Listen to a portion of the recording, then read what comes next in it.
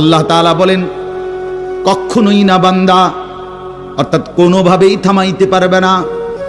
ইদা বালাগাতিত তারাকিয়া, প্রাণ যখন রূহ যখন কলিজা থেকে ছিঁড়ে ফেরেশতা মালাকুল মউত টান মারবে, যখন কণ্ঠনালীতে পৌঁছে যাবে, তখন আর কোনো নাফরমান, কোনো তওবা, কোনো ইস্তিগফার, কোনো চিৎকার, কোনো ঝাড়, কোনো ফুক, কোনো ডাক্তার, কোনো কবিরাজ, কোনো বৈদ্য, কোনো কিছু দিয়েই আর নিজেকে ফেরাইতে পারবে না।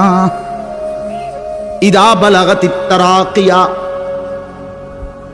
যখন কণ্ঠনালীর মধ্যে ফেরেশতা টান দিয়ে বের করে ফেলবে রূহ, কলিজা থেকে, কলব থেকে রূহকে টেনে ধরবে, যখন কণ্ঠনালীতে চলে আসবে, ওয়াকিলা মান রাক, আশপাশের সকলেই তখন বলবে এই ব্যক্তি যে ছটফট করতেছে তারে এখন কোন কবিরাজ দিয়া ঝাড়াবে। সবাই ডাক্তার, কবিরাজ, বৈদ্য, ওঝা খুঁজবে, দেখো না কার কে পরিচিত আছে, ডাকো, আরে বাঁচাইবার চেষ্টা করো। ওয়ান্না আন্নাহুল ফিরাক, আল্লাহ বলে কিন্তু ওই ব্যক্তি ঠিকই বুঝে ফেলেছে আজকে তাকে নিশ্চিত এই পৃথিবী থেকে বিচ্ছিন্ন হতে হবে।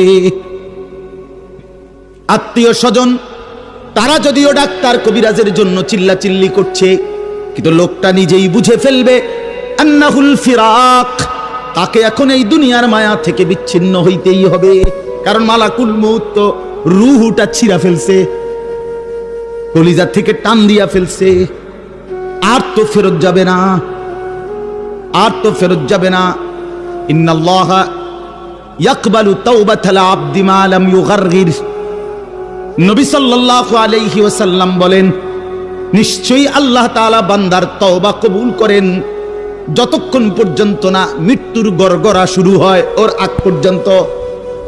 ফেরেশতা টান দিলে মৃত্যুর যখন গড়গড়া শুরু হয়, তখন যদি কোনো বান্দা তওবা করে আল্লাহ তাআলা সেই তওবা কবুল করে না।